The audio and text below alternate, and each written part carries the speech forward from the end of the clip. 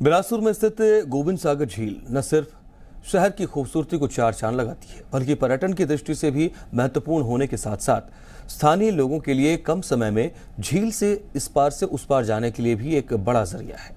लेकिन बिना आधुनिक सुरक्षा के चल रही ये मोटरबोट लोगों के लिए कभी भी खतरा बन सकती है और इस बात को लेकर लोग डरे समय भी रहते हैं। खास करके वो लोग जो रोजाना इस पार से उस पार जाते हैं झील के जरिए, वो लोग और ज्यादा सशंकित रहते हैं कि कहीं कोई हादसा ना हो जाए। ऐसे में जरूरी ये भी है कि जो लोग इस मोटरबोट को संचालित करते हैं उनकी भी सुरक्षा का ख्याल रखा जाए और उन्हें भी तमाम सुरक्षा उपकरणों से लैस किया जाए।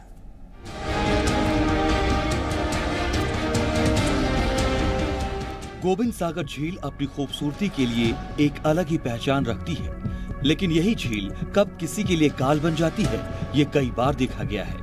अब ये झील बिलासपुर के स्थानीय लोगों के लिए भी खतरा बन सकती है। दरअसल ऋषिकेश, भाखड़ा, ज्योतिर्पदन, बहना जट्टा सहित कई पंचायतों के लोग रोजाना गोविंद सागर झील में मोटरबोट के जरिए बिलासपुर आते जाते रहते हैं, जिनमें ज्यादातर नौकरी पेशा लोग हैं या फिर स्कूल कॉलेज में पढ़ने वाले छात्र। मोटरबोट चालकों के पास सुरक्षा के पुख्ता इंतजाम न होने के चलते इन लोगों की जान जोखिम में दिखाई पड़ती है। सेफ्टी के लिए हमारे को कुछ नहीं दिया गया गवर्नमेंट की तरफ से। उन्होंने बोला कि हम आपको सेफ्टी के लिए कुछ लाइफ जैकेटें और ट्यूबें भी देंगे, और उन्होंने कुछ नहीं दिया। अभी हमारे को दिया जाए लाइफ जैकेटें और हमारे को ट्यूबें दी जाए सरकार से की तरफ से। जी पंजाब, हरियाणा, हिमाचल की टीम ने जब ग्राउंड जीरो पर जाकर मोटरबोट में सुरक्षा के इंतजामों को देखा तो वहां केवल सुरक्षा के नाम पर पुरानी ट्यूब सी दिखाई दी।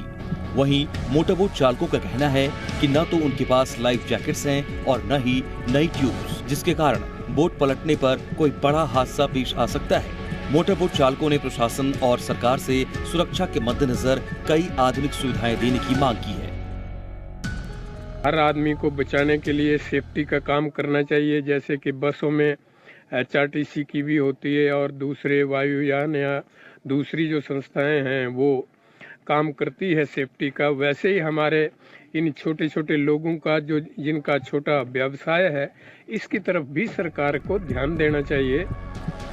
मोटरबोट के जरिए बिलासपुर आने वाले यात्रियों का भी कहना है कि सुरक्षा के नाम पर मोटरबोट में कुछ भी नहीं है। इसके साथ ही यात्रियों ने सर्दियों के दिनों में कोहरा होने के चलते दिशा बताने वाले संयंत्र भी चालकों को उपलब्ध करवाने की सरकार और प्रशासन से मांग की है, ताकि कोहरे की वजह से मोटरबोट किसी दूसरी दिशा में न जा सके। एक्स्ट्रा चीज कोई नहीं है रखी हुई इसमें जो हम पैसेंजर को या इनको मिली जाए। ठंड में ठुठते रहते हैं ये, सुबह कोई ऐसा इनके पास कोई ऐसा यंत्र होना चाहिए। धुंध पड़ती है यहाँ 12 बजे तक, तो बोट कैसे चलाएंगे? तो कोई नेगेटिव टाइप जो वो आता है दिशा दिखाने वाला वो यंत्र इनको देना चाहिए।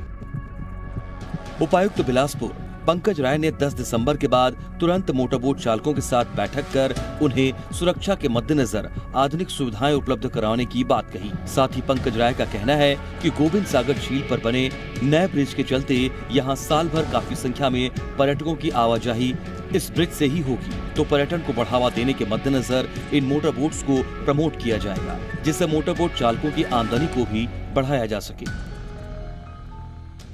जैसे मेरे ध्यान में लाया गया है कि उनके लिए सुरक्षा उपकरण जो हैं वो उनके पास नए उपकरण नहीं हैं और पुराने हो चुके हैं, तो हम कोशिश करेंगे कि हम प्रशासन की तरफ से, डिजास्टर मैनेजमेंट की तरफ से जो एसेंशियल इक्विपमेंट्स हैं वो उनको प्रोवाइड करें, ताकि जो सेफ्टी के मापदंड हैं उनके ऊपर खरा उतरा जाए।